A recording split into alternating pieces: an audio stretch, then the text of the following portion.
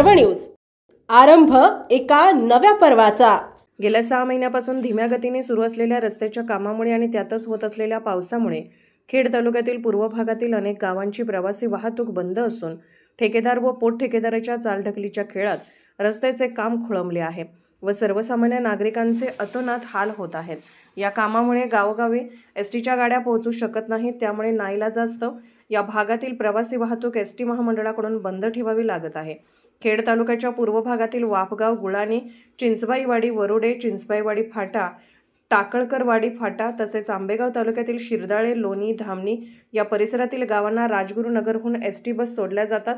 दुर्गम भाग असूनही अनेक वर्षापासून अपवादात्मक परिस्थिती वगळता या भागातील गावागावात एसटी महामंडळाकडून प्रवाशांना बस सेवा देत आहे। परंतु गेल्या जवळपास 6 महिन्यांपासून येथील रस्त्याचे काँक्रिटीकरण, रुंदीकरण अशी कामे सुरू आहेत।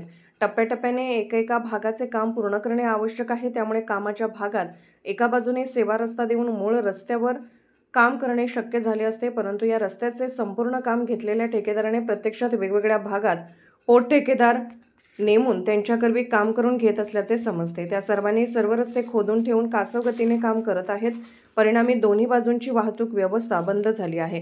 त्यातूनच रस्ता सुरू असलेल्या पावसामुळे रस्तोरस्ती चिखल, राडारड पसरला आहे। रस्ते निसरडे झाले आहेत। पर्यायी रस्त्याची कोणतीच सक्षम व्यवस्था नसल्याने या भागातील प्रवासी वाहतुकीचे 3-13 वाजले आहेत। गुळाणी ते वाफगाव या रस्त्यासह पुढील भागात अनेक ठिकाणी महावितरणचे वीज वाहनांचे खांब रस्त्यालगत आहेत। खांबांच्या जवळची माती जेसीबी मशीन लावून काढली असल्याने जमिनीपासून खांब सैल झाले आहेत। ते कोसळून मोठा अपघात होण्याची शक्यता नाकारता येत नाही। आधी खांबांची व्यवस्था रस्त्यापासून योग्य व सुरक्षित अंतरावर करणे आवश्यक आहे। ही वस्तुस्थिती ही दुर्लक्षित केली असल्याचे जाणवते। तसेच या रस्त्यावरून पाऊस झाल्यास पाण्याच्या निचऱ्याची कोणतीच व्यवस्था करण्यात आली नाही। मागील आठवड्यात गुळाणी व परिसरात झालेल्या ढगफुटी सदृश्य पावसाने याच रस्त्यांना नदीचे स्वरूप आले होते, त्यामुळे दळणवळणाची सर्व साधने बंद झाली होती। लोकप्रतिनिधींना येथील रस्त्याच्या कामामुळे या भागाचा विकास साधायचा की भकासपणा वाढवायचा अशी चर्चा स्थानिक नागरिकांमध्ये आहे। अशी ही परिस्थिती नागरिक, विद्यार्थी, रुग्ण यांचे दळणवळणाअभावी हाल होऊ नयेत म्हणून येथील राजगुरुनगर एसटी आगाराने बस सेवा सुरू ठेवली होती। परंतु रस्त्याच्या या कामामुळे टायर कट होणे, स्प्रिंगा तुटणे, चाक पंक्चर होणे असे प्रकार घडतात।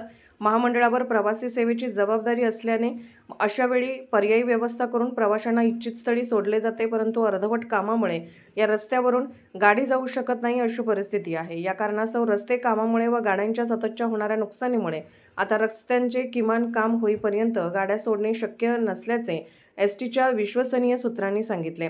दरम्यान प्रवासी सुरक्षिततेच्या दृष्टीने या रस्त्याचा पाहणी दौरा येथील राजगुरुनगर एसटी आगाराचे आगार व्यवस्थापक उज्ज्वला कुटे, वाहतूक निरीक्षक नासिर हवलदार, सहाय्यक वाहतूक निरीक्षक MF सय्यद, स्थानिक प्रमुख उत्तम लांडे, कार्यशाळा अधीक्षक उत्तम अनंत कुंदे, वाहतूक नियंत्रक संदीप गावडे यांनी केला।